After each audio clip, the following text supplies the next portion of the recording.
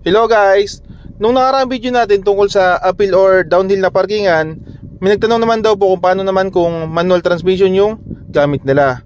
Siyempre ang gawin nyo lang po is make sure na naka-neutral, handbrake, iangat nyo lang po yung handbrake nyo, then bitawan nyo po si preno para ma-make sure nyo po na hindi nagagalaw yung kotse nyo. Kasi nga kaya kailangan po natin bitawan si preno is para ma-check natin kung naka-totally engaged na si handbrake. Kasi nga po, pag hindi pa po naka-totally engaged si handbrake is gagalaw pa po yung kotse nyo. Ibig sabihin nun, i-brake nyo po ulit, then angat nyo pa po ng konti si handbrake nyo. Yun, okay. Kapag totally stop na po yung kotse nyo, ang gawin nyo po is patayin nyo po si makina.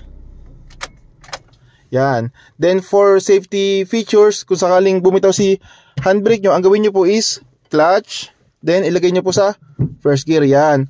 For safety purposes, kung sakaling bumitaw po, if ever si handbrake, kung sakaling may masira o biglang dumulas, parang ganun po, may sasalo po sa kotse nyo, hindi siya basta-basta bababa kasi sasaluin po siya ng transmission. Okay, ang laging first option natin is si handbrake. Okay, totally engaged siya. Then si transmission po is always second option lang po siya for safety purposes po, no? Yun lang po guys. Thank you po, ingat. God bless.